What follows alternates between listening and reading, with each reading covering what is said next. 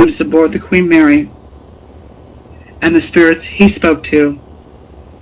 Stay tuned and celebrate the life of Peter James, world-renowned psychic, ghost, investigator.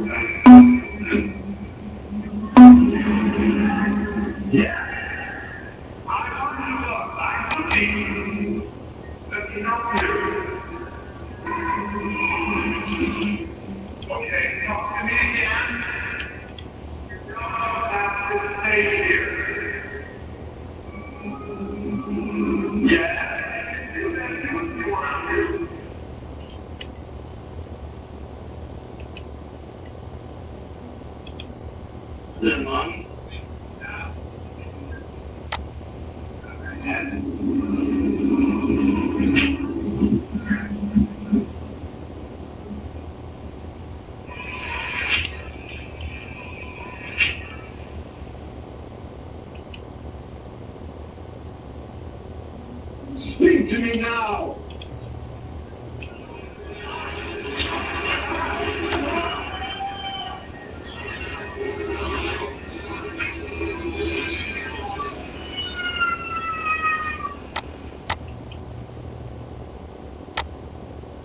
Give us a better reason that you're here. Whoever you are, identify yourself. What do you hear? Here? It sounds almost like a moan. No, it's a moan. You hear it? I hear it. Are you here? Yeah. I heard. Is this where you are, Sally? Right here? Yes. Whoa, yes. Feel this. Feel this right here.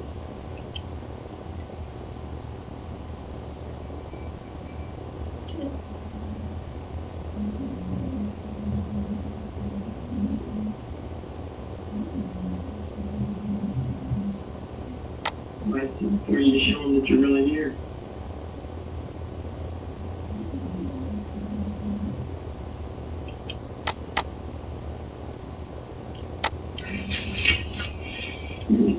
I heard that.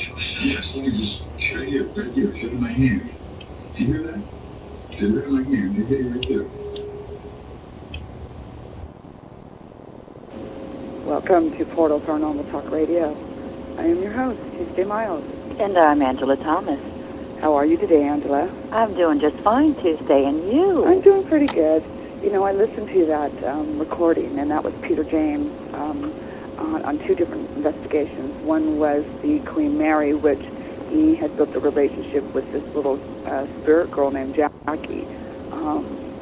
She's one of these spirits that are able to speak verbally out loud for everybody's ears. And the other one was the spirit that was at the Sally House of the Heartland Ghosts. They made a movie out of it. But I have to tell you, Angela, every time I hear that little girl cry, it just breaks my heart. I know. I heard you choking up earlier every time that you do hear it. And, you know, one thing about it, you don't find too many spirits that have enough energy to speak out the way this little girl did, or does.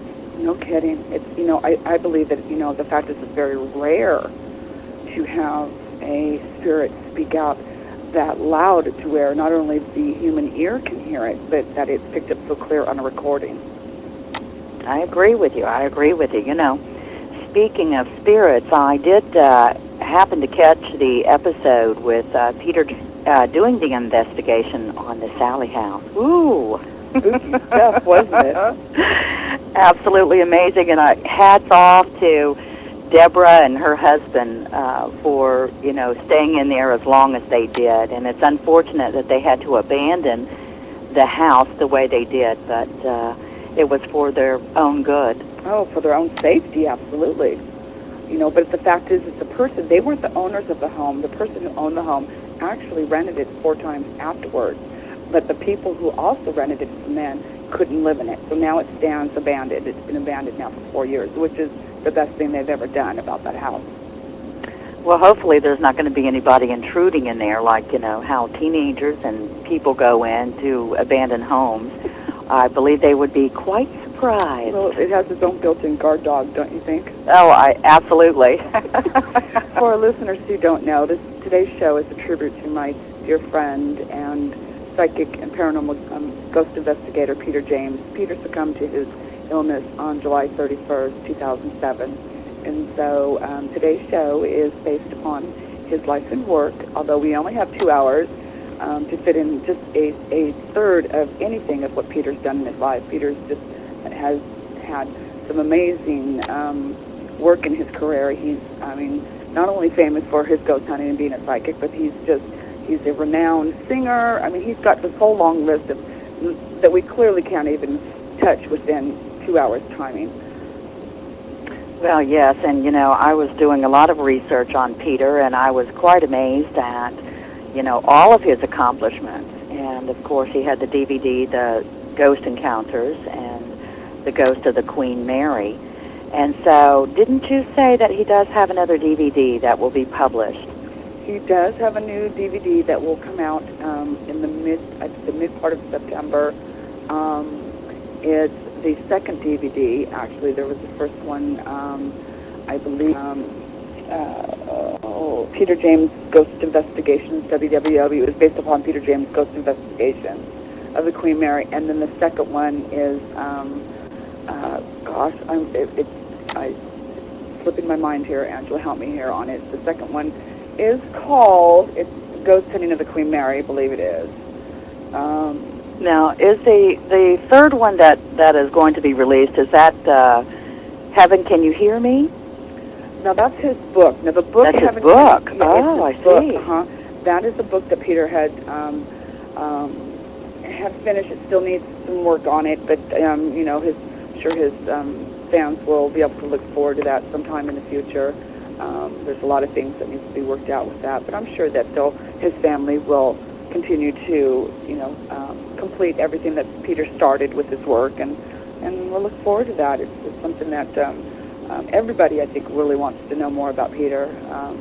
And Peter touched thousands and thousands and thousands of people's lives in an unbelievable way.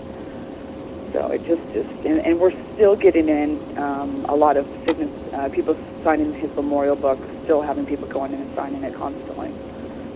Yes, and if you wish to sign Peter James' memorial book, please go to www.portaltalkradio.com. There is a link directly to his memorial, and you can make any type of comments or enjoy reading the thousands of comments that have been left for Peter and, of course, his family and friends.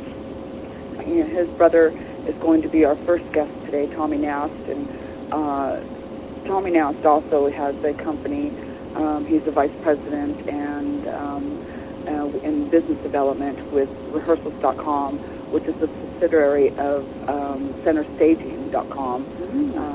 It's pretty famous out there. It's a place where all the, I would say, our famous musicians go to practice before their shows that they put on throughout the world. And so I'm interested to ask him some questions about what's it like to be the brother of a famous psychic ghost hunter, and we've got a couple really good questions for him. We don't have a whole lot of time to spend with him, but each guest is just as important. We have a couple other good guests coming on. Dimitri, okay, now his name is really hard to pronounce, and if you don't write it out, you won't be able to spell it. Pronounce it right. It's Hioteles. He was the videographer for Peter when he was doing his investigations on the Queen Mary. Then we have Deborah Pickman, who is the wife of Tony, who lived in the house of what they call the Heartland Ghost, the Sally House, and she's going to talk about her experience with Peter as him being the first investigator on the site after the fact that they had documented all of the attacks that were going on?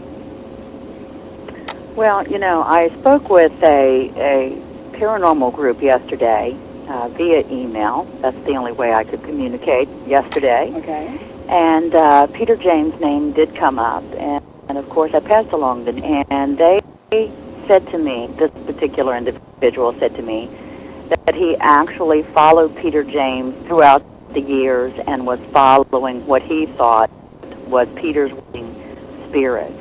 Now, Tuesday, you knew Peter very well. You were dear. Can you tell us something that Peter had said about it? Do we go in like a child, or do we go in with control? Well, we go in with control. Always. That was when you go in with confidence and you go in with control. You don't go in with fear, and in the aspect of what you wanted to do with them is communicate them. The one Peter didn't use a lot of was tools. He didn't use mirrors. He didn't use any of the conventional sages or any stuff. He really didn't have a whole lot of belief system with them. He used the tools in the past. He goes in, his first thing is to me. And Peter's very for that. Speaking, he's very loud, very strong verbal voice with it. And, for some reason, they speak to him. Well, they speak to him probably because he had such a commanding voice, did he not? He did have a commanding voice. And I think the fact is that, spirits pretty much know that the fact is you're not there to hurt them. You're there to help put that energy off to them right away. Well, the thing is that, you said Peter taking control, and we were talking about his voice spirits. And, I've listened to several EVPs that you have played on the show more, with Peter addressing Wild, for example, the one that we heard earlier, show's opening. And, there was a softer side to Peter. And I noticed the videos that I have seen of Peter on the Queen Mary talking to the child you have provided here, that he approached her all in a different way. But the one thing that I found that was consistent of all of the Peter James that I have come across, and that is that he goes in lovingly, though. He's trustworthy. And so for paranormal investigators out there, I would say that if we can humanize a little more and not make it so scientifically, because Peter built relationships with those who have passed on. He did, Angela, and not only was the relationship, he was able to identify them. And that was one of the key things that Peter was famous with, that he was able to identify and document where they came from, how they died. This is one thing with Peter. It's just amazing that once he starts out to me, they for some reason, no fear from Peter. And you're right to go in there. For one thing, you don't go in with aggressive base, even if you do have an aggressive ghost there. They do feed off our emotions, and I feel that the fact is that, we're going there lovingly. You got a lovingly energy back at you. To me, they mimic our own energy when we're around them. So what is your opinion, for example, on the people that experienced an aggressive spirit in the Valley House, where it was literally being physically attacked, with the deep scratches? Would you say that they were feeding off of his, or do you think that they being one of you that was attacking, do you feel like it was her aggression and it just, she just available to take it out on? That's a question, Angela. I spoke with Deborah Pickman a couple hours on the phone, learning more about the case itself, and I also, a lot of the opinions of investigators on the case there all felt together that these were direct attacks to her husband. Now, looking, I went to look at some other photos, and I was getting a sense of me being a psychic and medium, and I felt that, this child in the house, this couple spirits in the house, maybe not so much that they're attacking Tony, but living what they had gone through and showing me what happened to them. Because they're not attacking anybody else. They're just Tony. But see, the fact is, though, being that I was attacked, I'll have to say, Angela, I would kind of have that attitude, but you want to scratch me, I'm going to scratch you back. And have that attitude and be fearful when I'm in that place. But I don't feel, for some reason, this is not because I've not been in the house, but I just keep getting that this, and there's another spirit there, that something very truly happened to them, and they are telling us to us what exactly happened. There's dolls that are fire, certain baby caught on fire. She was a little young girl. There was some fire that was involved. There was, for scratching words into his stomach. Peter had asked the little girl about what was her favorite toy, and she did scratch her stomach, and I'll let Deborah Fickman tell you more about it. But just sometimes when you really look at it, really think to that conclusion, you're being attacked, thinks that, well, just at another perspective, that's not what this is. Maybe it's a story the others are actually telling. Ooh, well, I'll tell you what, I wouldn't want any of them to say their story to me. I don't think I would either. I wouldn't want one that was having these marks show up on my body, because they hurt. Not only do they show up on his body, it hurts. Absolutely. In our psychic and small area, now, personally, I've never been attacked. I know that you have hacked or pushed, punched, and everything else. But I have been very fortunate to have any sort of negative feelings.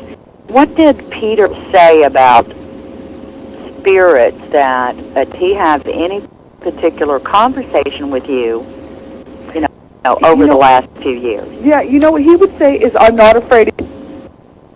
I'm not afraid of you, in a very low, deep voice. I am not afraid of you, he would say right off the bat. And you can see clearly in videos that are done on his investigations, when he's, you can hear all of the EVPs he has. You can literally be slapped on the EVP.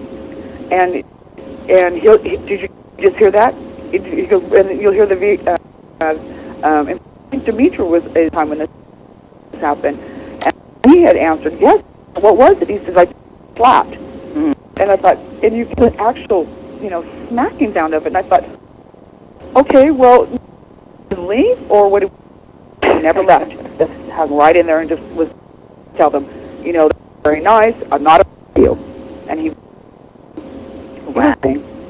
well, I don't believe that too many of would stand by and continue our work physically attacked. And so it's a good thing that he was distant, so that he could bring some sort of resolution to his clients out there.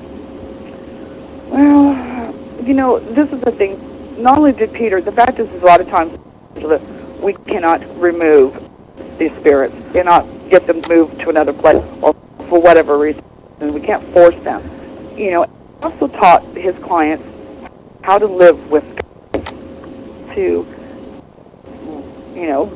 still do your daily, every daily thing, I would say. Still, because the fact is when I did speak with Peter about, well, Peter, what do you do? You got these goat houses, the bug and the tail there. We teach them how to live if they don't want to move on. You live with them. You just have to set boundaries. Goodness. Well, I'm not quite sure whether or not I would want to go through the class. Now, I personally have a few spirits here, but I haven't had problems with it, you understand. So right. I'm not quite sure what my own personal attitude would be about anyone that may be a little bit mischievous or cause, sort of difference. And I know there's a lot of people out there that are experiencing that. Do hesitate to call anyone, whether or not they say, that person's crazy, or you know what, ooh, that is so evil, I can't even get near the environment. Well, you know what, October, this is rare. The Heartland ghost is very, in my opinion, it's not something that, is, there's only a small handful of cases that are spread out throughout the centuries that this kind of case, documented. And I think right now the owners of that home has done the right thing. They've kept it empty. And whether or not these people, if they tore down the house and rebuilt it again, it won't do anything because land now is involved with it. Yeah, I agree with you when there. there's an empty house and when there's one ghost, there's 2, 4 ghosts, there's 12, and they multiply. It's almost like there's a small community inside of this house now. And I do believe the fact is that they do have emotions. And, they're going to share this with themselves. Whether there's a bully in that house, probably is. Probably is what I would call a bully spirit. And seeing a resolution with the house as far as ever clearing it. I think the fact that they need to step up to the plate to the government and say, hey, this is an phenomenon. The government needs to look at this as, or recognize this as an annual event, and help these families or to buy other property when it's abandoned, to go back to the state. Well, I agree with you there. Well, Tuesday, let me ask you. Now, we've just about aggressive spirits like those who are in the house. What does Peter have to share with you about some of his favorite spirits that was on Mary? Well, he had Captain Jones. With Captain Jones, actually, Peter was able to channel his voice through Peter. And you can see that on the DVD of the story he made. That was one of his favorites. He was a very strong. He did build a relationship with Peter. Peter did able to get Jones to communicate with him a lot. Jackie, of course. But, there's so many. There were 600 ghosts that Peter identified on the said before, Peter did not know any of the names that were there. He identified them. They were all verified from the passenger list that they had, which is it's pretty credible. But I would say favorites. He had a lot of favorites, but I think the main two that he spoke about was he and Captain Jones, because he really, truly have a relationship. I believe so. Yes, indeed. I know that a lot of passengers, soldiers, prisoners, the disabled or whatever the case would have been during the time of one's passing on the Queen. I know it served a lot of purposes over the years. So, with so many different spirits there, I'm sure that it would take someone like Peter James to kind of swim through the ocean of spirits and feel fine with it. And I think that that's a lesson that he has taught everyone, just for those that may have a relationship with Peter, but one that can sit back, observe, and expert at work. Well, Peter returned back to the Queen Mary to do his tours because he started his ghost tours in 1991 and led them for years, and then Erica Frost started doing some tours and gave Peter a break, and Peter returned for about 3 months to continue some of his tours there. They do both ghosts on the ship, and his room was never empty in his lecture when he was there. Clearly a couple hundred guests each lecture that he had. This is one thing with Peter. He really wanted to return back to the ship for his tours, and unfortunately that, he did get 3, almost a 4th one, but he did continue to do 3 more, and I'll tell you, there was a standing room only on it, even with his tours. People loved his tours. He knows everything about that ship, the history of the ship itself, from it being called Grey Ghost, and then back to the Queen Mary, to the wars. Just amazing that, he just know about the ghost. He knew everything about the ship. Every corner, any nook and corners in there on it, Angela. He really did. Well, I believe that he'll probably continue his work ship. I think his we had his memorial was August the 23rd. It was aboard the Queen Mary. It was such a beautiful day, and as I wrote on the memorial page, I think the angels were watching over him that day, dedicated that day to him. I mean, just the ocean was beautiful. The sun was just, it wasn't too hot. It was just absolutely perfect, and his family just absolutely put a dedication including in with this memorial, that each, you know, so many of his friends and families came up and spoke about him. You know, again, we laughed when we cried, and everybody had that smile on their face from the stories that we were able to listen to, people who shared them. Peter has this sense of humor, and he always included a joke with his tours. And we've got just a few minutes. In fact, we've got 1 minute left here before we're done here, which we bring Tommy Nast in within 2 minutes. So, but hopefully that someone will be able to share that little joke that Peter would say somewhere on the show today. Well, for those of you that are interested, again, to view Peter's memorial page, go to www.portaltalkradio.com and view some of the photographs of Peter. In fact, there are some photographs from the personal memorial, and you will see his orb, his spirit orb, surrounding those he loved. Yes, very much so. Thank you so much, Angela, and I will see you in the room. I look forward to the interview that you're doing today. Take care. Thank you. Okay, in just a minute we should be able to have Tommy Nast joining us. Tommy Nast is Peter James' brother, and just a great guy. Peter and him don't look too much alike, but I have to tell you, their energy is just amazing, both of them. Both have the love for people, and it sure shows. The ceremony that they had on the ship this last week was absolutely beautiful, and I want to thank the Nast family for all the work that they did in making sure that everybody who attended was greeted with open arms and was allowed time to speak about Peter. And it was beautiful. And like Angela just said, that there is on the site, there is his memorial site. There's some pictures, and there's a couple of really, really cool looking orbs. And you never know, and maybe it was Peter. I know this orb kept following me as I was taking people's pictures. It kept following me from person to person. So, you know, you never know on it. It did have a beautiful bright blue ring around it. And to me, you know, orbs that show up like that have some special meaning to them on it. So let's wait for our station manager. Should we bring in? Go to break. Okay, let's go to break here for just a minute. We'll be back in a minute. Station manager, should we bring in? Go to break. Okay, let's go to break here for just a minute. We'll be back in a minute.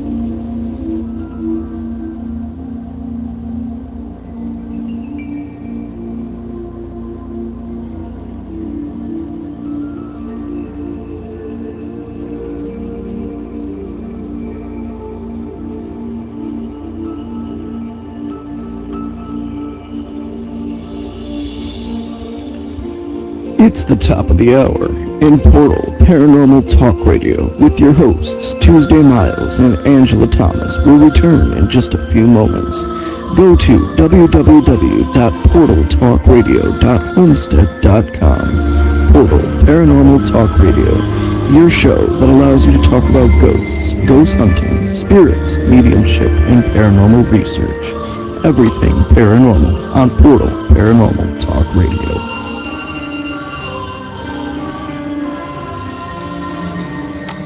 Hi, I'm Gia Scott. I'm the host of this really cool little radio program on Tuesday nights from 7 to 9 p.m. It's called The Dawn of Shades.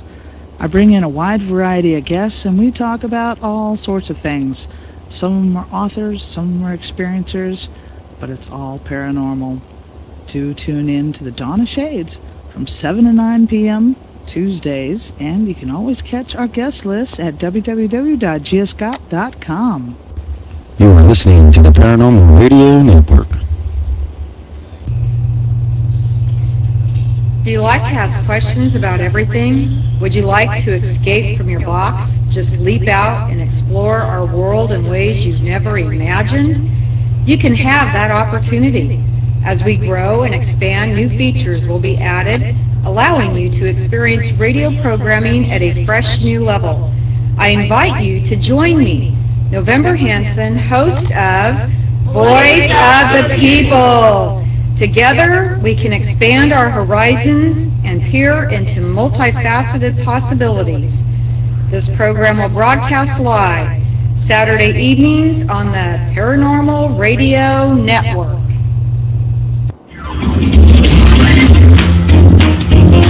Light up your night with The Kevin Smith Show. Hi, this is Kevin Smith. Join me Monday through Friday right here on the Paranormal Radio Network.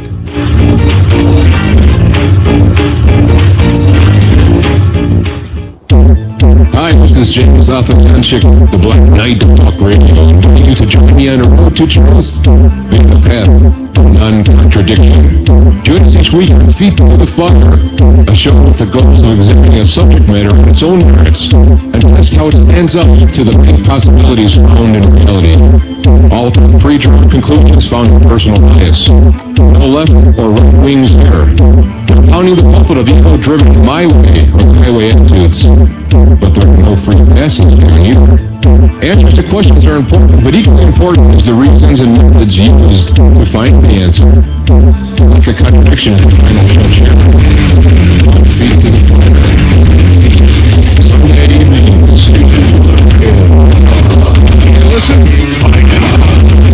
Let me not put your feet to fire.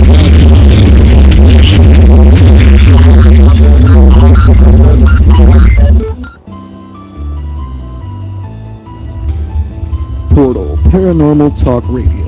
Your chance to talk about ghosts, ghost hunting, spirits, miracles, mediumship, the strange, and paranormal research. With your hosts, Tuesday Miles and Angela Thomas. Portal Paranormal Talk Radio. Go to www.portaltalkradio.homestead.com. Now here's your hosts of Portal Paranormal Talk Radio, Tuesday Miles and Angela Thomas.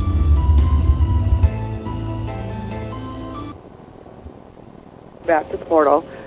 Today's joining me is Peter James Brothers, Tommy Nass. Welcome, Tommy. Hi, Tuesday. How are you? I'm fine, thank you. Thank you so much for joining us. Well, you're very welcome. We've got tons. We have a virtual auditorium that we have that guests are able to sit in and ask questions. And I have to say, it's packed full of people. Oh, well, I know Peter had a lot of fans out there, and no doubt as good as he was in what he did. A lot is just not big enough. We're talking thousands and thousands and thousands and thousands of people loved your brother. That's great to know and great to hear. I got a couple questions for you today. Hope you don't mind. I want to ask you, have you always believed in ghosts? Well, I wasn't raised a believer in ghosts. I mean, I was a traditional Christian and went to church and that. And having a brother like Peter, as I started understanding what he was doing more in my mid to late teens, I started realizing, hey, this is something that's for real here. This isn't like any kind of scam or anything. So, I didn't at first, but the more I got to know and understand what Peter was doing, the more I became a believer. Have you ever gone with him on any of his investigations? Oh, yeah, absolutely. I mean, in particular, the Queen Mary. I went on several tours with him, both when he was doing his dinner tours and when he was just doing his research tours. And while I didn't hear or see an apparition or hear a voice as he did, I did have some experiences with him, things like being in the pool room of the Queen Mary and hearing doors opening and closing that didn't exist, and going through cold spots and feeling that going through me.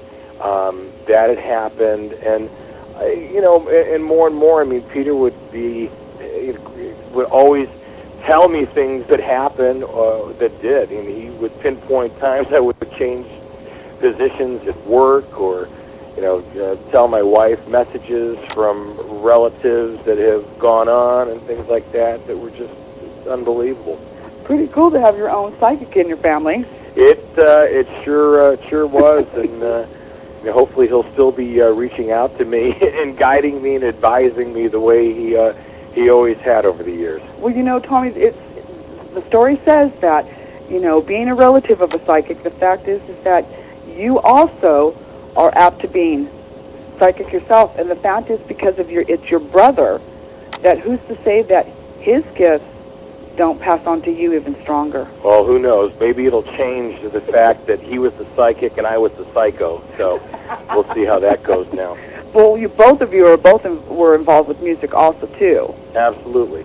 Most people. Although didn't he know got that the good voice for singing, I didn't get the talent that he did on the vocal side of things. Peter was an amazing singer. But if his fans didn't know, he was an amazing singer. And a lot of his fans didn't know that. They first seen Peter as the ghost hunter and the psychic, but not the fact is that this guy also has an amazing voice. Without question. Like I was saying before, Peter had touched the lives of, we can't even say how many thousands of people all over the world.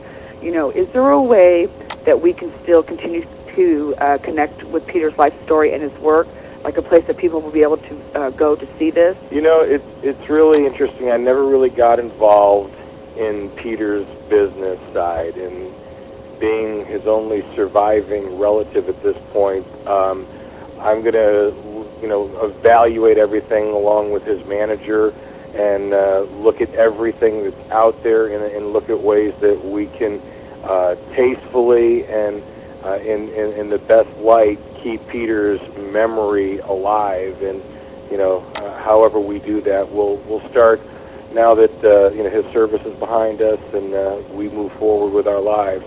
It's time that we'll look at that and look at how we can do that. But at this point, there's nothing really specific I can tell you. Okay. It'll take a little while for us to put everything together and look at all the pieces that are out there, and then decide what we're going to do and how we will go about doing it. Because there's so many investigators out there who follow Peter's rule of thumb with his investigation, and amazingly enough, I've noticed that with the emails that I've received, that they are still going to, and they give that promise, dedicated to keeping Peter's memory alive and still continuing to do the work that he did. Mm-hmm. And with amazement on this, I think with Peter, and we were saying this earlier in the show, Peter wasn't just a psychic or a ghost hunter. He had this unique way of actually communicating with the ghosts. I mean, he got names. He got who they were, how old they were, how they died. And, it's very unique in the way that he did document his work. Oh, yeah, absolutely. And over the years, I've seen some of the things that he's uncovered through his sighting shows, if it was the Heartland Ghost or what he was doing in Colorado or, where he was, I think, up in Canada and that. There were so many different places and haunted houses that he was able to document the spirit activity in there. And in particular, the Queen Mary. One thing I can tell you is that I feel very confident that Peter's memory and spirit will be kept alive on the Queen Mary, and I plan on getting with them and looking how we can work with them. I know Peter loved working aboard that ship, and there was a mutual love and respect between the people on the Queen Mary and Peter. So I'm going to do the best I can to keep his spirit alive there. I mean, he had so many stories and so many apparitions that he dealt with aboard that ship that we'll see what happens with that too. Well, amazingly, in some of the and our viewers can go to the memorial site on our portal page, and it's right there as you click in. It's right on the front page, and it takes you directly to Peter's page. But I had posted some of the pictures from his memorial, and if you look at them, I had this orb that was following me, Tommy, as I was taking pictures of everybody. The same orb, and with this beautiful bright blue ring around the outer side of it. And I don't know whether you noticed it, but in one of the pictures, actually, it's on your lapel, on your suit. Same orb. And so, I don't feel that's a coincidence. The fact is that Peter identified 600 ghosts plus on the ship. But I have to say, Tommy, he was there with us that day. And I think that because of it, Oh, so many, Tuesday, so many people said that to me, too, that were at the service. It was like, Peter's here, I felt him, everybody felt him, and, you know, you had mentioned that to me also, and, you know, he was there definitely looking on, and I know that he would be just ecstatic with the amount of love that came out of that, and the respect for him as the man, and for him as the paranormal giant that he was and will continue to be. You know, one of our guests in the virtual auditorium is asking, how old was Peter? Peter wasn't old. He will never be old. Never be old. This is the thing with Peter. I think there's only maybe one that's person left that knows. We never delved into that world, so I'm going to pass on that question. So am I, because I asked him a whole bunch of times. He used to always say, though, that I was his older brother, so I'll leave it at that. Oh, that's hysterical, because I asked him a whole bunch of times, too, how old are you, Peter? I'm not old, what do you mean? You know, I said, I know you're not, but, you know, I never found out to say, even if I did know, I would never tell anybody, because that was one thing with Peter, you know, I have gray hair, but I have a black mustache. And he was very famous for that black mustache. Absolutely. You know, and I have to tell you, Tommy, that was the first thing I noticed in his spirit was his black mustache, and I thought, isn't that great? Because that is his signature. His black mustache on that. You know, also too, Tommy, on the website, on his memorial site, all of these friends, families, and fans, I mean, went there and signed all of these great things about him. Did you get a chance to read that? Absolutely. I mean, I read it, and I thought it was excellent. As I said at the service Tuesday, when you put that in, you know, that tribute page quickly became the site that we all had utilized. Even, you know, our family members and that went on there, and we saw such an outpouring of love and nice comments on there that it was just it was perfect. I think that was well said. It was perfect. It really was on it. You know, and I noticed on there, people would say, I never met Peter. I really didn't get a chance to know Peter, but I loved all his work. I mean, from working, like you said, with Sightings. He was with Sightings for 8 years? Yeah, he was there right, I want to say that's about right. You know, from the beginning of the show, they always had their house psychic and did so many great things on that show.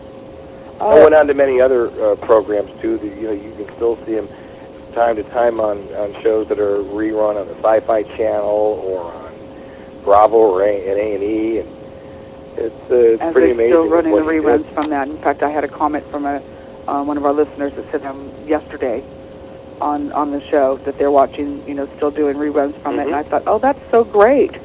That's so great on it. And he's the list of his appearances. He has met kings and queens, and in fact, Dimitri, who's going to be one of our guests today, shared a story about a prince that he was he was taking a tour with on the Queen Mary, and it was a hysterical story.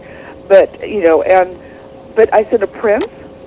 Well, we'll save that one for Dimitri, as he told it so well, and I'm sure we will. Well, yes, it was a very hysterical story, you know. But you know, also with you, Tommy. You know, Tommy. Let me let our listeners know real quick. Tommy is the vice president and a business developer of Rehearsals.com.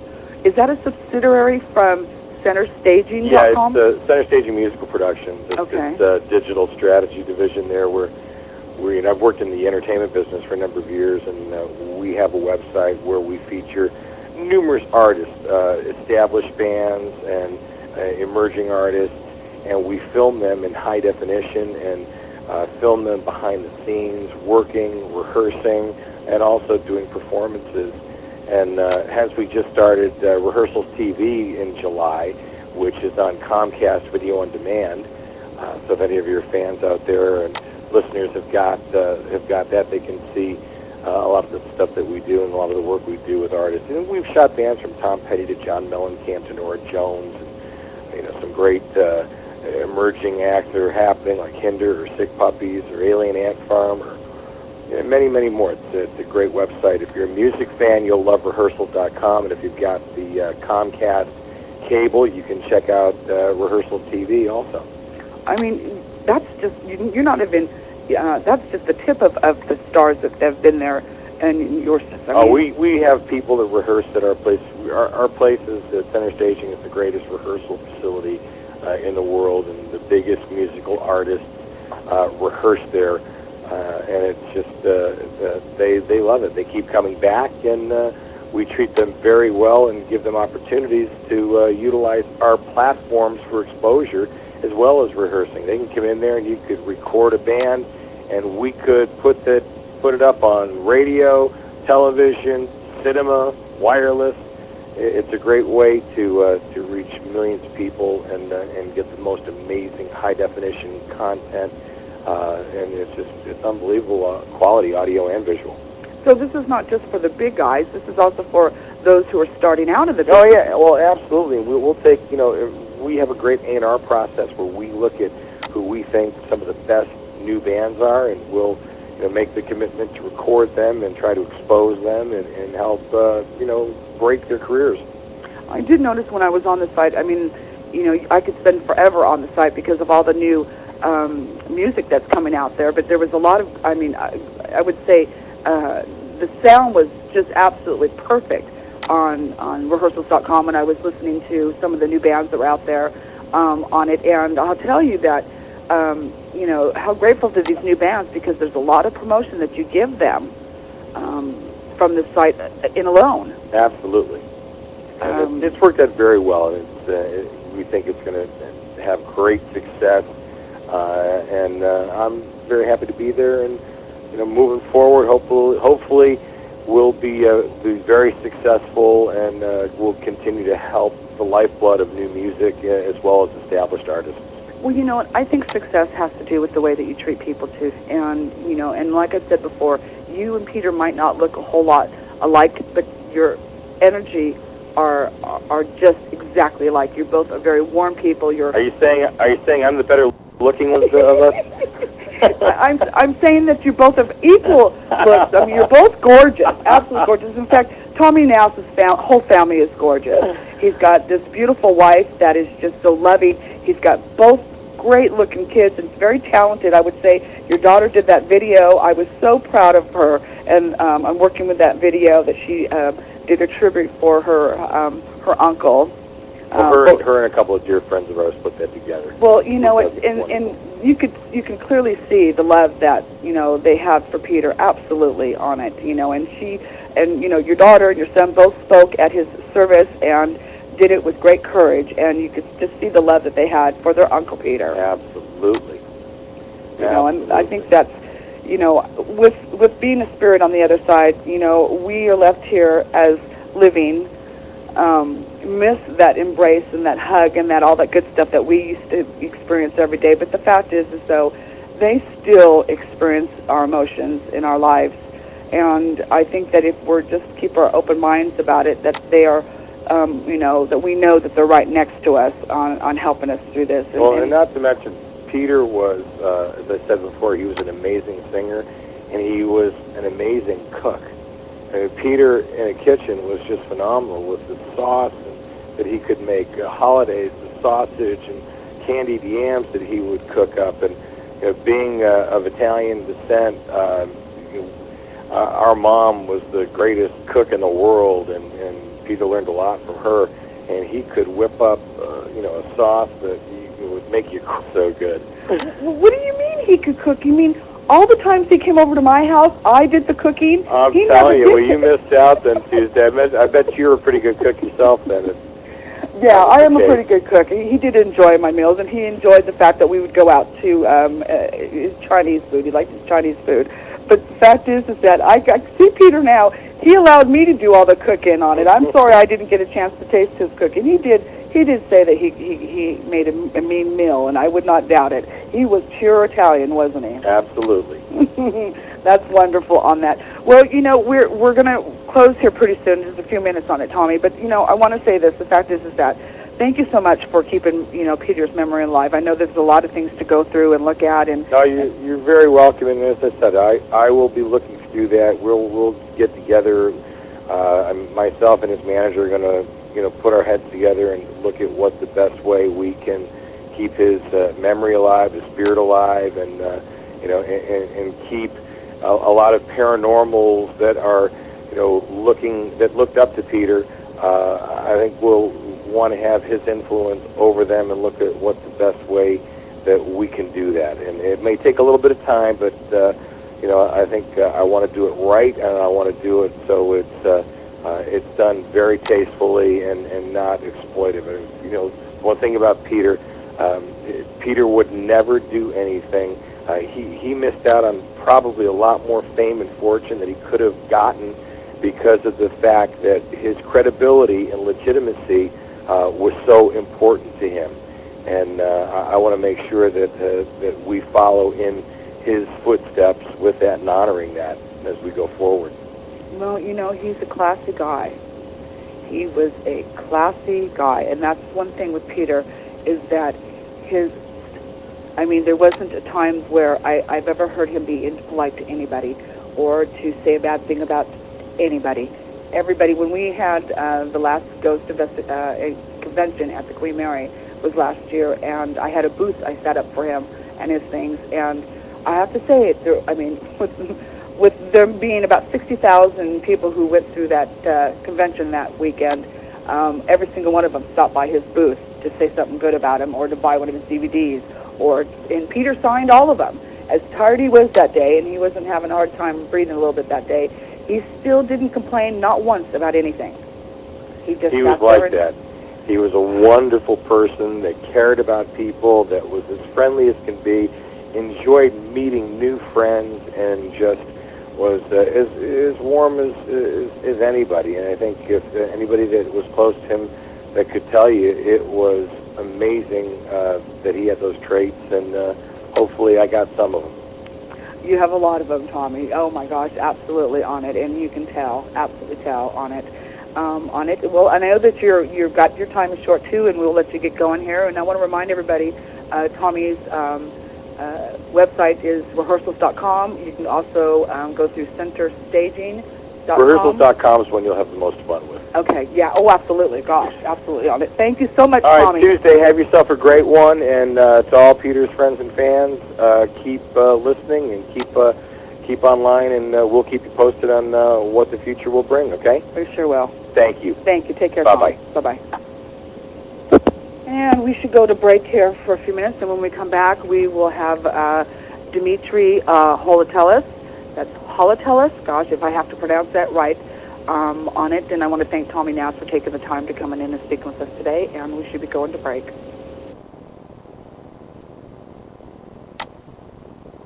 Speaking with us today, and we should be going to break.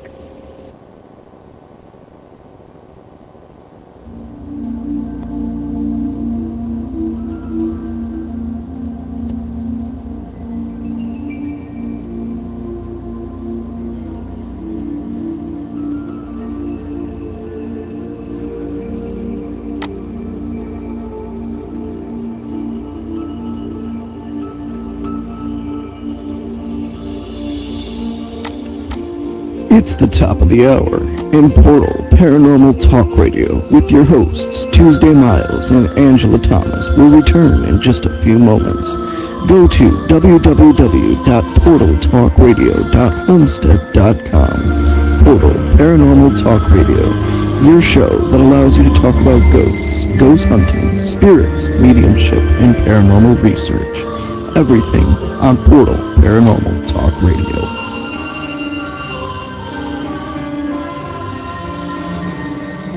Hi, I'm Gia Scott. I'm the host of this really cool little radio program on Tuesday nights from 7 to 9 p.m. It's called The Dawn of Shades.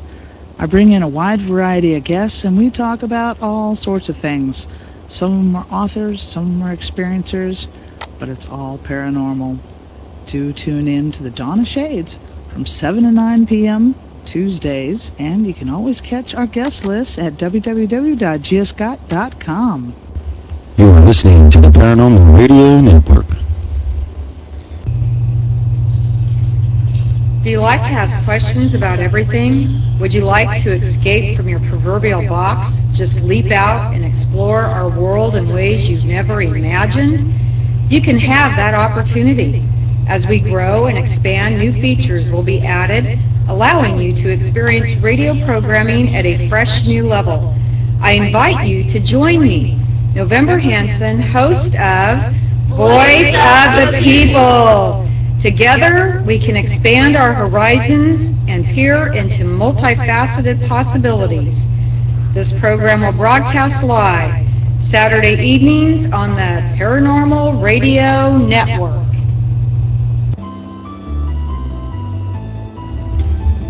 Portal Paranormal Talk Radio.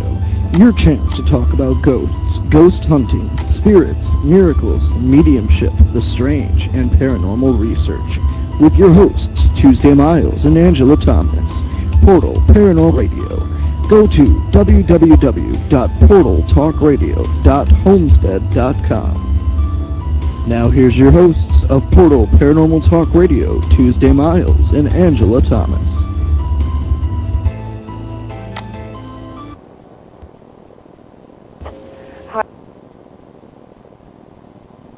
Right now for this second part of the show is Dimitri. Okay, now I'm going to get this right. Hyotelis? Yeah, you got it. Oh, my gosh. If that wasn't spelled out for me, I would never be able to pronounce that. Is that Italian? Greek. That is Greek. Yeah. That is Greek. Thank you for joining us today. Well, thank you for having me. I really, it's really wonderful what you're doing, sharing with everyone about Peter. How long did you know Peter? I met him in 1979, and actually it was for one of his psychic classes, and which was very fascinating because it opened the whole world to me, and it made you he taught you how to learn about your sensitivity and develop your psychism. So that's where we first met, and then became good friends after that. So he was your teacher then? Oh yeah, basically, yeah, and opened a whole new world to me. That was quite fascinating. And what you do for a living is you're a videographer and digital editing. I do digital. And so you were able to do some filming for Peter. Yes, when we first started doing research on the Queen Mary, well, even before the Queen Mary, when Peter would have people calling him regarding activity in their houses or a building or whatever. So we would go out there and check. Well, first of all, Peter would go out. I'd go out with him and check it out to make sure it's valid, because some people would, they would just say there's something going on, but really there wasn't. So once we went out there and Peter checked it out and said, yes, there's activity here, then we would come back and make a plan and come back and bring the equipment and then shoot and do our research. So that was before the Queen Mary that we did that, and got some interesting stuff at some of these haunted houses and buildings. So that started my work with Peter. Can you share with us something that stands out in your mind as being something, any story that you'd like to share with us about your experience working with Peter and doing this? Well, the Queen Mary was unbelievable. Everyone says how haunted it is, and all the stories about it. When I went there with Peter, and we started in 1991, the second we were there is when he first contacted Jackie, and that experience was something I will never, ever, ever forget, because besides trying to keep the camera steady and keep my wits of reality, to walk into the pool area, we had a guard, and let me back up. When that night, it was like after everything closed, about 8 o'clock at night, and they gave us a guard to walk around with us to open places. And we were in the Royal Theater, which is in the back of the ship. And Peter saw, and it was dark, we had some flashlights and stuff, and I'm still shooting. He saw a little girl on the stage, and he was talking to her. He literally went out, and he goes, look, she's right here. Look, I almost could see her, but I didn't. But I was shooting while he was talking to her, and she said, I'll meet you in the other pool. Well, we were in the Royal Theater. So... Did you hear her say that? Sorry? Did you also hear her No. say that? No, I didn't hear her say that. I didn't hear her till we got into the main pool. Okay, go ahead. So she said to Peter, I'll see you in the other pool, and she just disappeared, that he said. So we thought, what does she mean by the other pool? Well, 2 months later, we found out that the Royal Theater, when the ship was on the ocean, was the second-class pool. Oh. You see, so that's what we didn't know that until months later, so that's why she meant the other pool. So we walked, through the ship with the guard, and we got to the main pool, and he unlocked the doors. And as soon as we walked in, I'm thinking about it right now. As soon as we walked in, it was like a child. A child goes, da da da da da, and laughing and just going on. And I'll never forget that as long as I live. And, trying to keep my wits of shooting. But Peter was talking to her, and, there's footage of this where he is actually talking and conversing with her and asking her questions. And then he said, where are you? Where are you? She said, I'm caught. And then Peter would say, where are you caught? She says, up top. Because every time, and that one time was a major time, and there were several other times that Peter brought in Jackie, and she was always up on the upper level, see, and there was that same night, that first time that we filmed her. Now again, we didn't see her, it was all audio, but at one point my battery ran out, and I walked over, the guard was standing there, of course he was shivering, shaking in his shoes. He was doing his cross and everything. And I asked him to give him my battery. Well, just as he was doing that, on the upper level, it was like she yelled and giggled and laughed, and she ran across the upper balcony, and it was so real that you could hear her feet slapping on the tiles. And that really, I looked at the guard, and he flipped out, and I said, what did you just hear? Because I wanted to confirm what I heard and what he heard. And because Peter was upstairs somewhere walking around talking to her. And the guard said, I heard her run, I heard her feet. And so we got an affidavit. If it wasn't for that guard being there, no one would have believed it. So by the guard being there, signing an affidavit, showing it to the ship, and at the time Disney had the ship, they knew that this guard wouldn't be lying, because they thought possibly Peter could have put a little recorder in his back pocket, or something. Of course, did yes. that. But the experience of the sound is, if Peter was upstairs and he had some device on him, the sound would come from where he is. But when another time we were there in the pool, and Disney had sent in their crew and sent in their general managers, and I was still shooting, and Peter was walking around, and their cameraman was following him around, and he was upstairs again, and he said, I'm feeling something. All of a sudden, Jackie said, Daddy, I'm up here, Daddy. And everyone there heard it, and they realized it wasn't a bunch of bull, because the cameraman was following him, and the sound was coming from all over the pool area. And that was another monumental, it was just amazing, because then all these people that were a little skeptical really flipped out when they experienced it. So I can go on and on about Jackie, but and our listeners are just absolutely intrigued with what your stories you're saying. So that's just fine. Like I said, on it, they're just all of them. We've got a full house here, and with the hundreds of thousands of listeners, that are tuning in, are all very intrigued in regarding this little girl, because it is a rare occurrence to have a spirit that verbal, where not just the psychic can hear them, but the persons who are doing also the investigations, who are not so in tune, can also hear this. It's absolutely amazing, the fact that Peter had that gift where they did want to communicate with him. It wasn't something that, I don't think that each psychic has, they might have that gift, but they don't have that fine-tuned gift where... Right. Well, Peter was a perfectionist about what he did. My feelings, working with him for, so many years, maybe 6-7 years, and working and watching him do his thing, when someone's a perfectionist, whether it be a doctor or a mathematician or a mechanic or anybody, they're going to do their best, and they're going to do that job 100%, 110%. Peter did that, and I feel that's why spirits came through to him where he explained to me several times, because we would sit and talk a lot when we were, like, on our downtime, in, let's say, in the Queen Mary, we'd be out till 3 or 4 in the morning walking around the ship, or we'd get tired and we'd sit.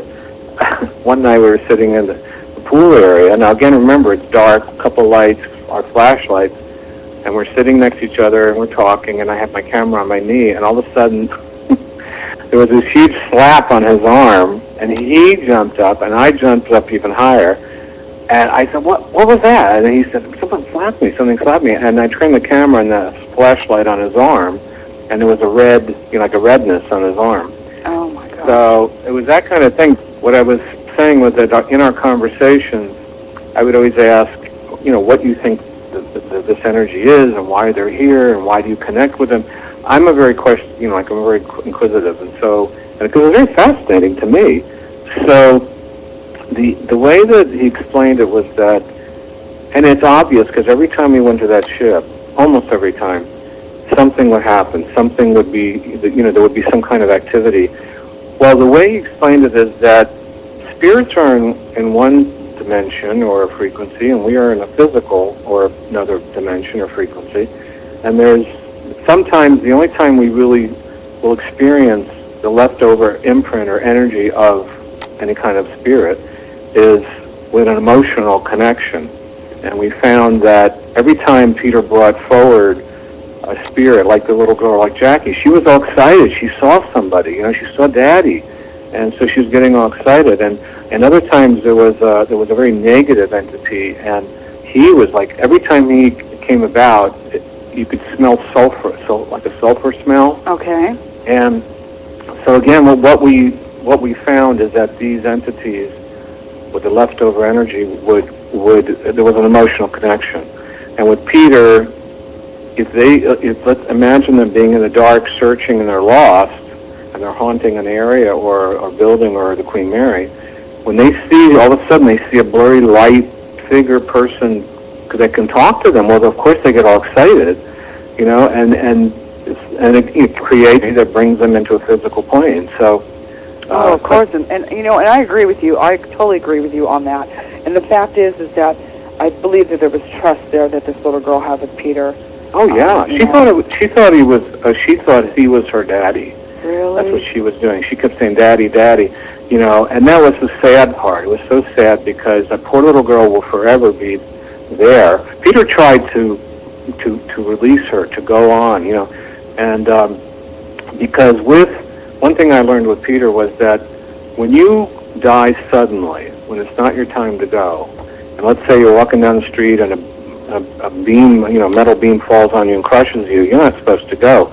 Your spirit is lost. It doesn't have the vehicle to do, just like our physical vehicle. Right. So that's where you get these hauntings, because it'll haunt where they died, or they'll go back to their home, or where they're. So that's what we found was a common thing. It's just that when you're not ready to go, then your energy, your spirit, whatever is left of your spirit, it haunts wherever you are at the time. It stays right where it's at, or where it's most familiar, where that it goes back to. And there's so many documented cases that the fact is with Peter, Right. not only with the Queen Mary, but with the other cases that he worked on also too, is identifying these ghosts that he did. We went to several homes that we had some interesting experiences. The first time I met Peter and I started his classes, we went to a home. Actually, he brought a class to this house. There was about 10 of us in the class. And a lady called. She said her husband committed suicide, and he put a shotgun to his chin and blew part of his head off, right? And so she said after this happened, all these weird things started happening, and so she had to move out. So Peter brought the class over there, and we came in, and as soon as we came into the house, it was cold. There was a coldness about it, and we stayed there till 12, 1 in the morning, and Peter wanted everyone to tune in, see what they felt, things like that. And we walked upstairs. The lady didn't tell him anything except that her husband killed himself. But Peter felt a coldness by the front door. Something was blocking the front door. And he kept saying that. And then finally, after we finished, the lady said, my husband, when he shot himself, was in the foyer, and it fell against the front door, so they couldn't open it. You know, he was leaning, his body fell against the door.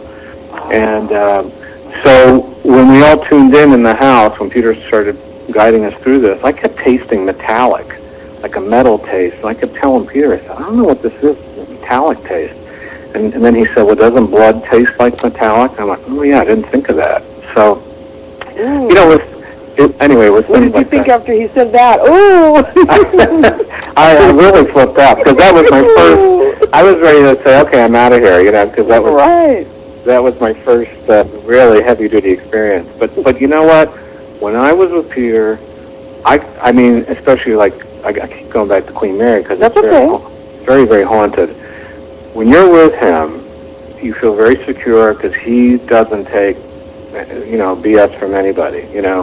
He would do that. It would be hysterical sometimes, because he would argue with entities and say, you know, don't mess with me, and you know, and it was, I'm not afraid of you. Yeah, I'm not afraid of you, and you know, it was just amazing. It was, and he didn't run from it either. He didn't. No, never.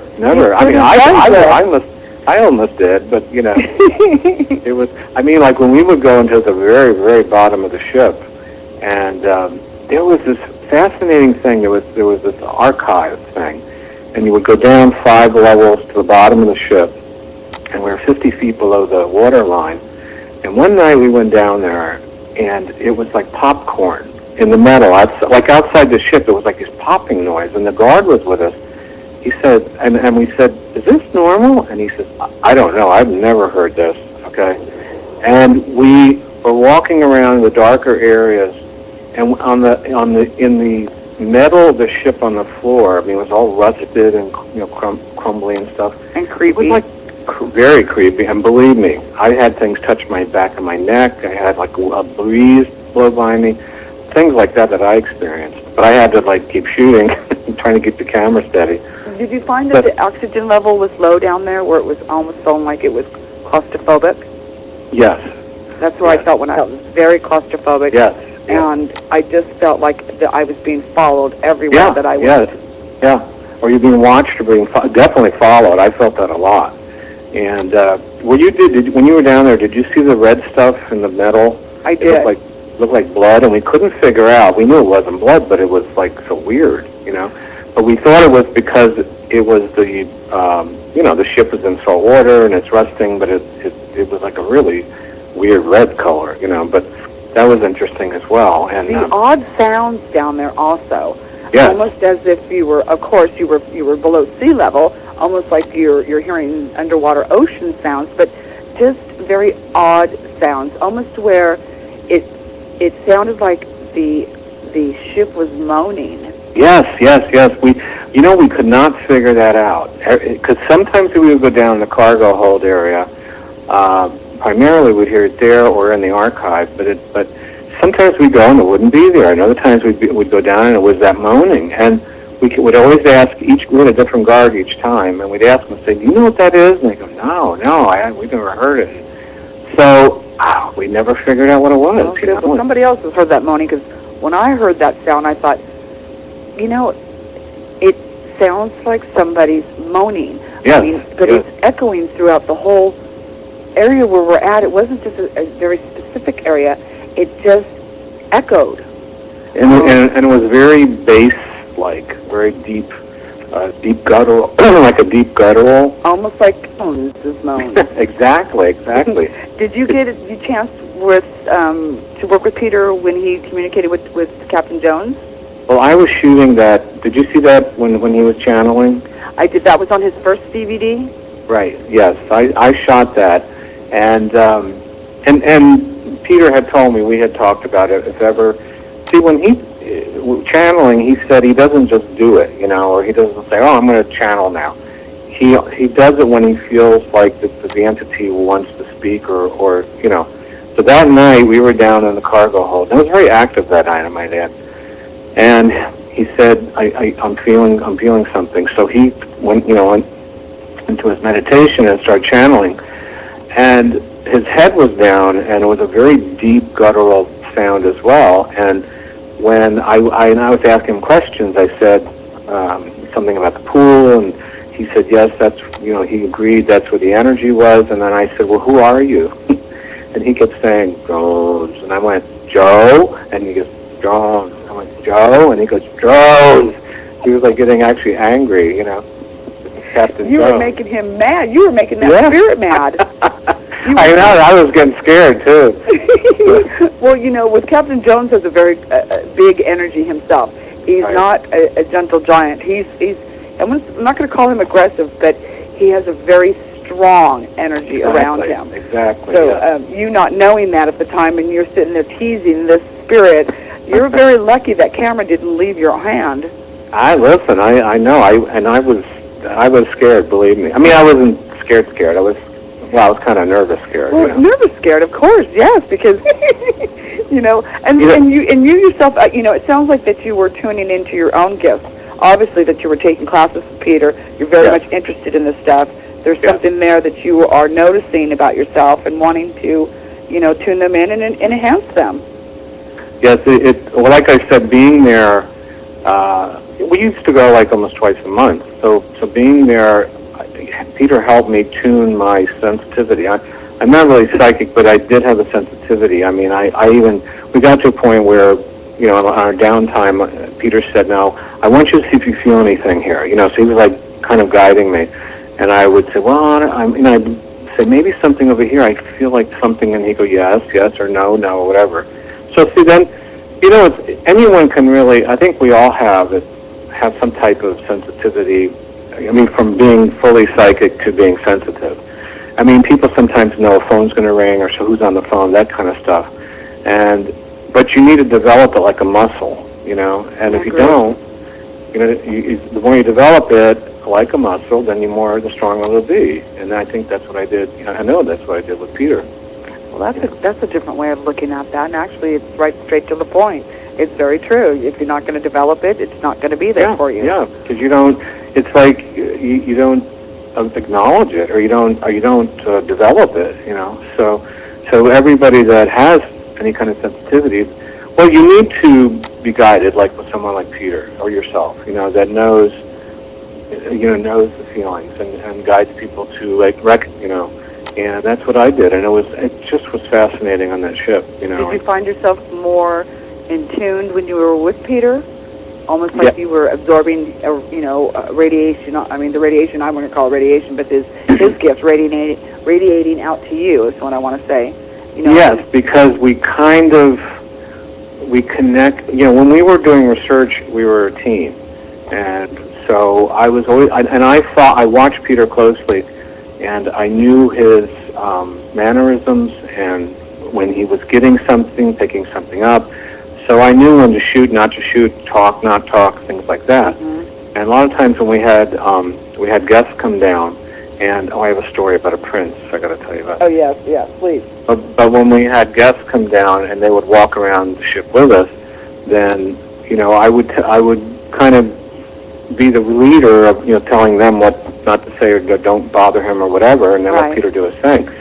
So yes, this prince story. Oh yes, we've got about 4 minutes left, but you guys got to hear this prince story. It was this young prince from Saudi Arabia or somewhere, I don't know, and he had the protege with him, and they got a special, the ship did a special tour for him so he could come down with Peter. So it was Peter, the prince, his protege, and myself, and so we started this tour. And so first of all, this prince goes, well, do these ghosts know who I am? And Peter goes, well, no. So anyway, he goes, so we're walking around. Now, Peter's special thing was, hello, can you talk to me? Mm-hmm. So we're walking, Peter, the prince is walking second, the protege, and myself, and I'm shooting, and we're walking this dark, creepy, rusty, water-dripping area with flashlights. And so this prince breaks wind, right? He starts to fart. Wait. What does he do? Wait, Dimitri, he breaks what? He farted. He farts. Okay, well, Dimitri is being kind on that. So he passes gas or he farts, okay? All of a sudden, break wind. And Peter all of a sudden goes, hello? Can you speak to me? Hello? Well, I was hysterical behind the whole thing, and it wasn't until later that I told Peter, and of course he fell out on the floor. And, you know, because... You mean that Peter thought that this was a spirit that was communicating? Well, because he heard... See, when you hear something, immediately he'll go, hello, can you speak to me, you know, to get more reaction from the entity. So he hears the fart, and he goes... And to have the prince... Now, the prince was the one that farted. Well, the prince was ghost farted. I said, no, the ghost didn't fart. The prince did. He was so nervous, that's why he farted, I think. I'm surprised he didn't do more. Oh, my gosh. Oh, so the prince was really nervous. Oh, yeah, he was very nervous. So that was one of the fun times, you know, that we had. So what a great memory on this. You know what, Dimitri? I mean, you have this amazing memory that you get to keep of these times that you spent with Peter and his investigations, and you have this on film, and I'm sure that you still have the film. Oh, yeah. You know, I mean, and to be able to go back and to review that and to watch that, and someday, maybe one day, you know, and we're hoping this, that the people of his friends and family and his fans, too, that have footage of Peter will be able to all put it in one certain area that we'll be all get, you know, have that chance to be able to see it. You know, I mean, what a gift to have spent that time with him. And it's a shame that he wasn't. I mean, he was known and he was out there, but he was one of a kind and a priceless. Not only a person, but he was. I mean, in his craft and in his talent and what God gave him was priceless. He was one of the top and the best, and the world's lost something really priceless. You know, so and a good friend too. Absolutely. And, you know, although we didn't lose him, because don't we know exactly where he's at? Yeah. We do. I mean, we do. And this is a good way to even prove that. At the memorial, there was yourself, and I'm not sure the guy that was sitting next to you, his name might have been Joe. I'm not sure. Is that what it was Jerry. Jerry. Sorry, Jerry. Jerry. And so I took a picture of you both together, and what was behind you, Dimitri? A fascinating orb over my head in the picture. Gorgeous orb with a light. Beautiful blue rim around it. I flipped out when you sent me that. That was just amazing, and it really touched me, you know, too. That his presence was there. When we all knew that his presence would be there anyway, you know. Oh, absolutely. You know, and that's one of the benefits of being a clairvoyant, which was the ability to see spirit. Yeah. That I was sitting behind the family, and I could see the spirit move from in between his brother and his wife, and then to Peter's roommate and good friends, Victor and Grant, and then move to each person who was up on the podium speaking about him, that he stood right next to them. And so, you know, me being there, sitting there, I could hardly contain myself because I wanted to jump up and say, he's right there, you know, and then again, just trying to, you know, keep calm and not start a scene. You know, he's missed, and he's missed, you know, not just in my heart and your heart, but just thousands and thousands of people's hearts. But you know, he's in a better place. You know, he did have his health problems, and he doesn't have to suffer with that any longer. And now, where he always wanted to help people, he always was there for everybody. And now he's really there for everybody, and he really can help everybody in a more spiritual way without dealing with all the suffering of his physical, you know, his problems. So. Right. You know, and one thing that I thought of right away, actually, on it, and I did ask Peter this when he was, of course, here, and I said to him, Peter, in the case, and I said, God forbid, but in the case ever that you pass, I said, will you go back for Jackie? Will you go back there and be with this little girl and help this little girl? I said, because, you know, he had no children on this plane. Right. But the fact is, I said, you know, Peter, I truly believe, and I didn't know that she did call him Daddy. I didn't know that. Yeah. On the one, like I told you, the time we had the Disney crew down there, and it was, I think I have that. I have that where it's Daddy, Daddy, I'm up here, Daddy. So. Wow. You know, I mean, you know, and I said, you know, you are this little spirit girl's daddy. I mean, really, yeah. You know? I mean, Peter loved her that much. He was always very concerned, and at the beginning of the show today, I played an insert of that recording of Jackie's voice, and you can hear her crying in there. And I have to say to you that I start crying every time I hear that. Yeah, it was very sad. I mean, once once I heard it back again, and once again, because when I was there, I was a little nervous. But when I played it back, when we watched it, it was very sad, and you can tell she was crying. But then after you watch it, you could see how she's lightened up, and she gets kind of up and happy, and because she sees her, someone there reaching out to her. Right, and recognizes Peter's voice. Oh yeah. It was totally fascinating and priceless. Well, I want to thank you so much for joining us today. It was, to me, I think it's important that I really, looking forward to doing the show, but having his friends and his family join us and tell us stories that we didn't get to read about, please keep in touch. It's just been a pleasure. I will. Meeting I you. will. And thank you for having me and share with you. And you're welcome. And everybody, like I said, we've got about 50 people here in the virtual auditorium, and they're all giving you thank you so much. They love the fabulous story. They're saying fabulous stories that you told with them. So you take care, and I will talk to you soon. I will keep in touch. Okay. Thank you. Thank you. Okay. Bye-bye. Okay. Isn't that, what? Thank you so much, Dimitri, on that one. You know what? It's a gift to have somebody share actual stories about their experience with Peter James. And we have Deborah Pickman coming up real soon, who is has had Peter do an investigation for her at the Heartland Ghost, and she should be coming up soon. And on that note, I think we're going to a station break, and we'll be right back.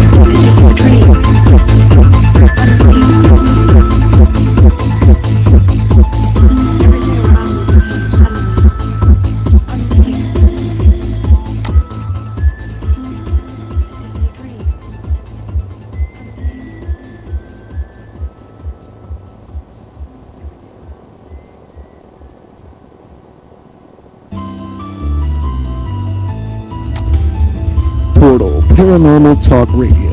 Your chance to talk about ghosts, ghost hunting, spirits, miracles, mediumship, the strange, and paranormal research. With your hosts, Tuesday Miles and Angela Thomas. Portal Paranormal Talk Radio. Go to www.portaltalkradio.homestead.com. Now here's your hosts of Portal Paranormal Talk Radio, Tuesday Miles and Angela Thomas.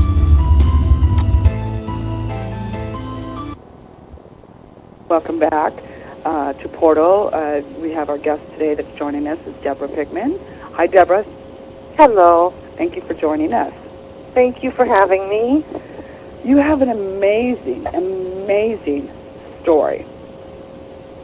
That's what a lot of people think.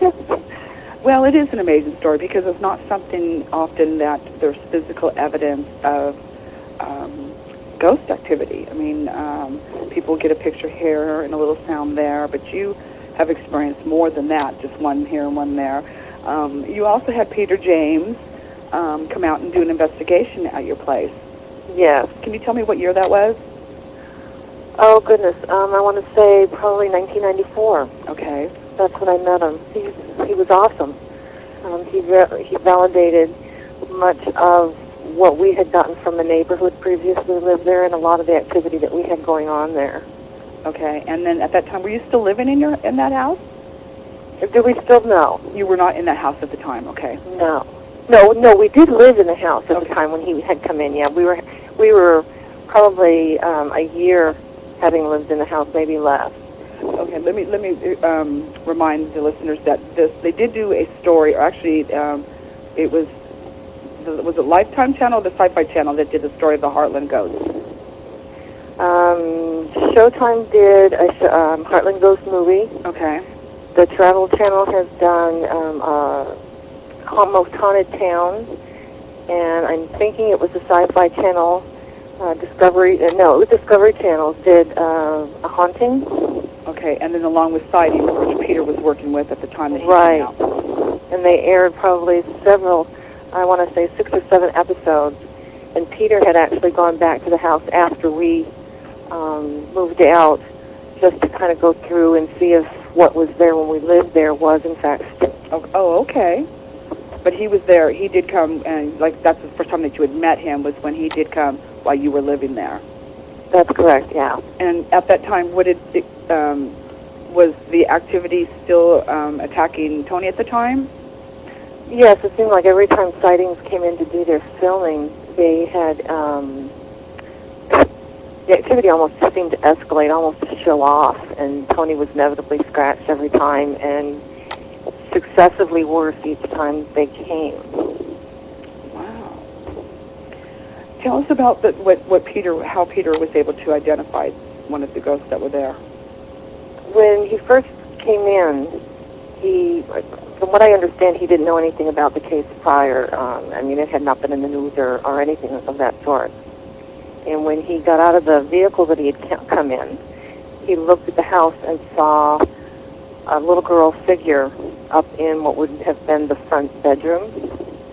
And he was thinking that there was a little boy that lived in the house that was actually our newborn son. So we knew right there that he was already picking up on this little girl. And when he came into the house, he would get he was trying to get the name, and she was trying to give him the name, and he was walking around the house, and he was getting the name really slowly, almost as if she was playing a game or something. Okay. And as he stood at the bottom of the stairs, he said, "Now, Sally, is that your name, Sally?" And you should have seen the smile that beamed off my face that he had gotten that verification. It was the third verification that we had had of her name. Oh, wow. I bet on it. And then at that point, was this little girl still communicating with him? Yes, he walked through the house stairs because he had seen this little girl at the top of the stairs, and he seemed quite pleased that she was there and she wanted to communicate with him. And went upstairs, and he tried even more communication, asked questions like what was her favorite toy, and it was he kind of condescended to the child level, which to me was very endearing, because it wasn't just another spirit that he was trying to communicate with. He knew it was a child spirit, and he went down to that level to communicate with her on a child's level. Showing compassion for the child, of course. Yeah. And then there was something that he had asked the child about, a toy. He asked her what her favorite toy was, and within a minute, Tony felt this burning, this cold sensation, and then burning on his abdomen area, and we lifted his shirt to find that there were scratches on the front of his shirt. At the time, we thought that the scratches actually formed what we saw as letters, and we thought that the word that was spelled out was Dolly, only with one L. And knowing that she was about 7 years old, we considered the fact that she may not have been well educated, and she may have been spelling like phonetically or something, and it would have been just the D-O-L-Y. Now, looking back at that picture later, it may have actually been the word Dad. Okay. And we kind of think that more or less along the lines of our research and the events and the experiences that we had, that she was trying to get my husband's attention, and he was not really willing to give that to something that he didn't think was there or acknowledge. And that was hurting him. Well, it was hurting him, and it was doing things around the house that was just making him uncomfortable. And I guess in his mind, if he didn't acknowledge it, it would go away, or it would leave him alone. And of course, right. He just tried even harder to and they get tried attention. harder, right? Yes. And so, at this point, I don't blame Tony. For the fact is that, I don't think was this the first time Tony had ever experienced a ghost? Oh yeah. Okay, so yeah. Hello, the very first one that we experienced. Well, and I can remember a conversation that we had before we moved into that house when we were just dating, and it just kind of came up along with other conversations that you have, and they kind of meander in different directions. And it was along the lines of a friend having a haunted house from what he gathered, and if he had ever run into a spirit or ghost activity, he would fly out of there. You'd never get him back into that house, and it was just not right. And here we end up with this activity, and we lived there for just shy of 2 years. And people often ask them, well, why did you stay? And part of it is curiosity, part of it is not wanting to give up your ground, and part of it is answering questions. Yeah, and the fact is also too, though, Deborah, is that with this documentation research that many paranormal investigators have been able to do through this house has actually scientifically helped the world in itself learn a lot more about these ghost spirits that exist. Oh, it has, yes, most definitely. And Tony, with and blessings to Tony for being a good sport, in a way, of hanging out in there. Each time Sightings called after their show aired, and they got great ratings, and they called to come back, and they said, well, we're going to bring this kind of equipment this time and try and help you even more understand what's going on. And I were just at each other's throats, because I wanted to explore it more and know more and understand it more. Mm-hmm. And he was just kind of the opposite. He wanted it to go away, and he really didn't want any part of it. So each time they came back, they offered more investigative efforts and more equipment, and it got to the point where we had a whole kitchen just full of equipment that was monitoring the whole house. Wow. And it was quite time, an experience. Tony was actually suffering from this because the attacks didn't stop when Peter was there. Was it continuing each time? It did. Almost every time we had people in the house, whether they were investigators or not, there seemed to be activity that popped up. It might have been just something moving, but every time Sightings was in or Peter was in, things escalated to the point where he was going to get scratched, and he knew this going in. So of course, there's trepidation in his mind that, yeah, if I agree for them to come back in, I know what I'm in for. So, yeah, bless his heart for putting up with all that he did and just being really strong, you know, knowing what was coming. At any time was Peter attacked when he was at the home? Did Peter get attacked? Mm-hmm.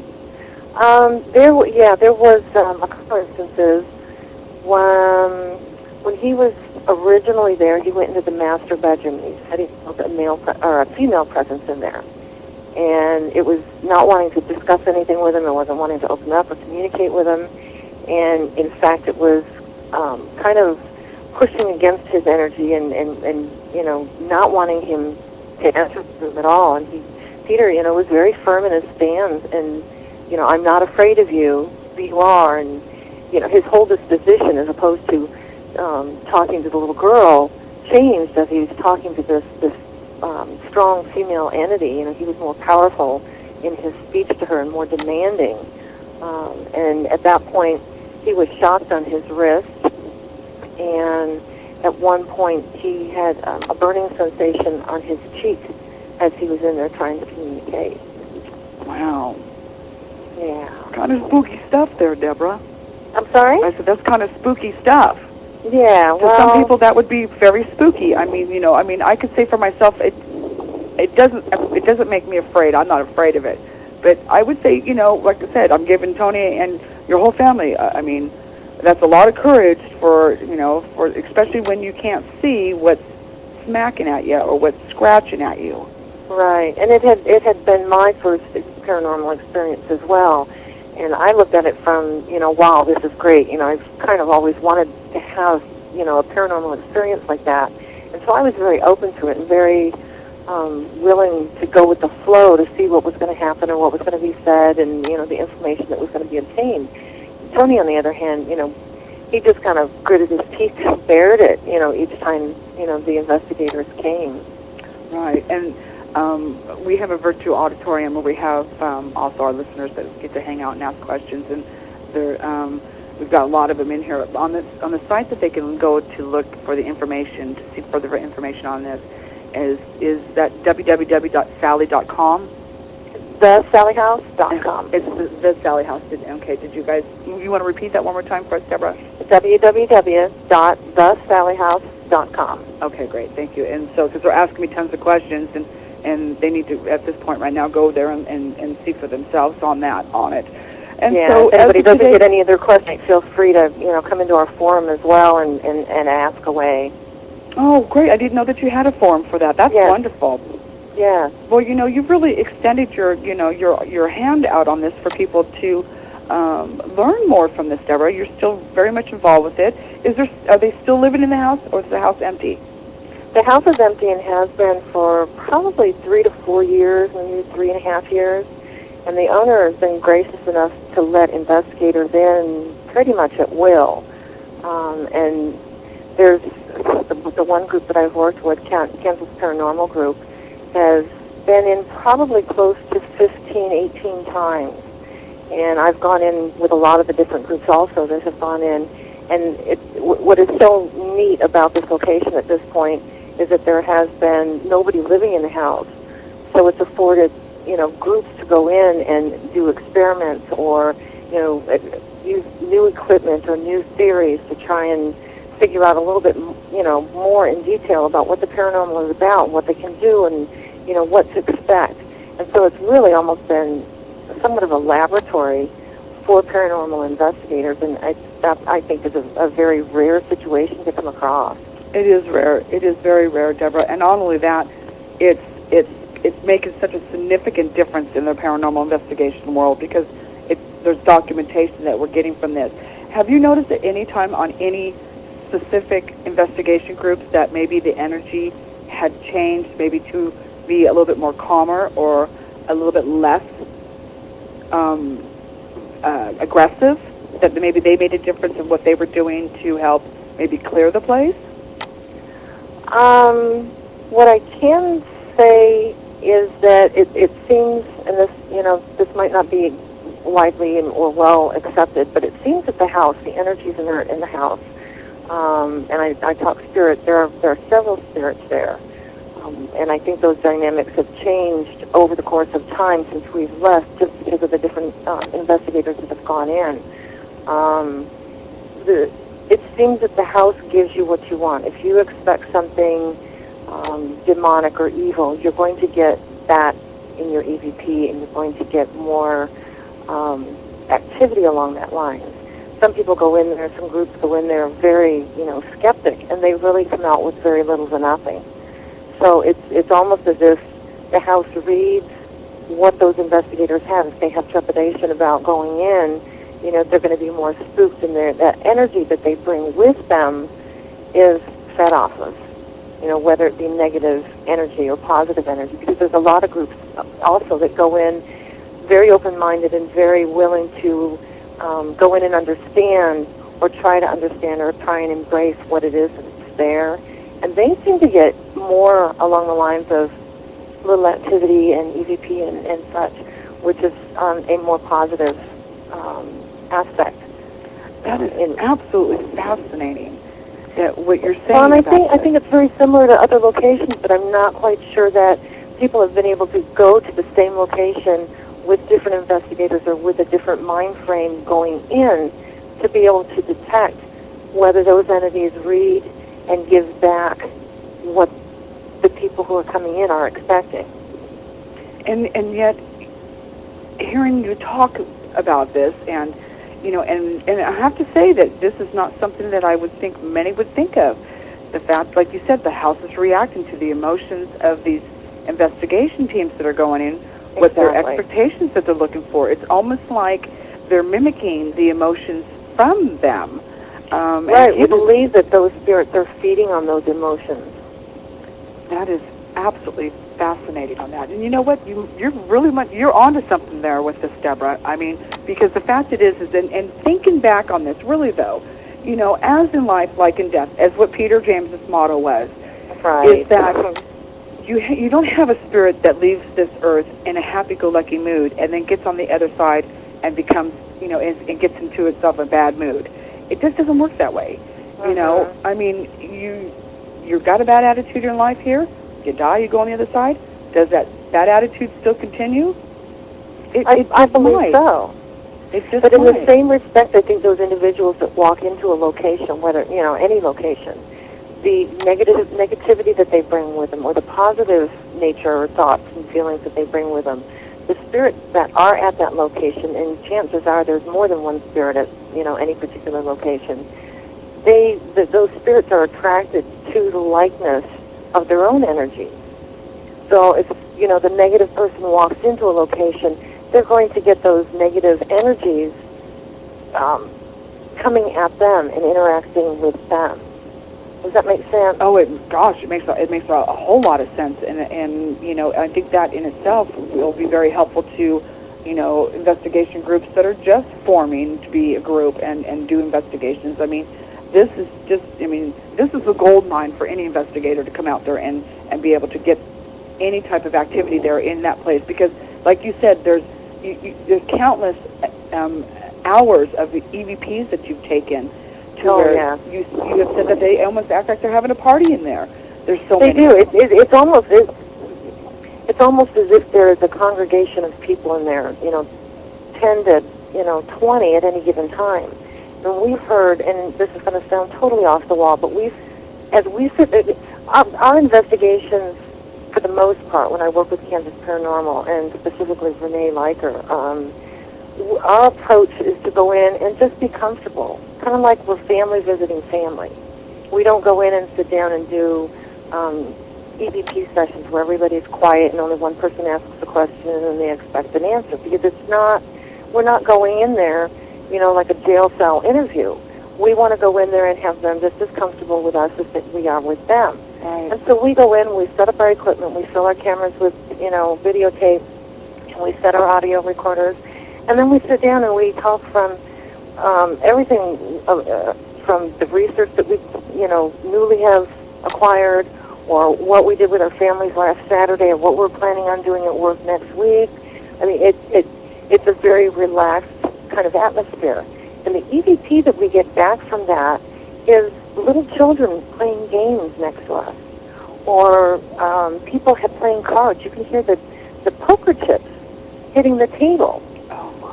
It's just amazing what goes on in almost paralleling our activity.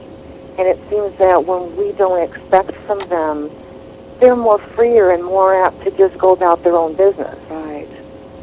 That is absolutely amazing. You know, I mean, I'm so sorry that we're actually getting to be got a couple minutes left on this, and you know, and I really I want to have you back on the show because we could spend days on myself asking you questions and listening because the fact it's so interesting on it. And so, how is your family today? Is everybody okay? I'm sorry? How is your family today with this? Are they? And how is Tony today? Does he still go back and do the investigation? He has. Our last investigation did not go very well at all. It was more of an exploratory research and development sort of investigation. And to make a long story short, he was lifted off the floor about a foot and thrown about 4 feet behind, or I should say, and hit a door. It has terrified us so much and has really shaken us up so much that I'm really not sure we will ever enter that house again. Well, I don't blame you, and there has to be, sometimes there's a certain breaking point where you say, okay, that's it, that was it. Right. Because actually, it's time for us to take what we've learned at this location, at this house, and compare it to another location that we can study as in depth. Well, you know what? You've done some amazing work yourself here, Deborah. I know that Tony has felt the end of the other stick of all this stuff, and bless his sweetheart for hanging in there with us. But you've also done some amazing work yourself by your documentation with all of this. You've really helped a lot of people out to learn more about what it's like to live through a haunting in this sort. And we're out of time here, but I absolutely want to have you come back on the show and spend more time with us on this. There's just so much that we have not even covered on this, and it's absolutely an amazing story. I would love to come back. You name the time. Oh, thank you so much. Will you give Tony my best, and I will be speaking with you soon. Okay. Okay, thank you, Deborah. Thank you. Bye-bye. Bye-bye. And that's the end of our show for today. You can tune in next week and listen to Portal Paranormal Talk Radio, and that's our show. And next we have Guy Malone live from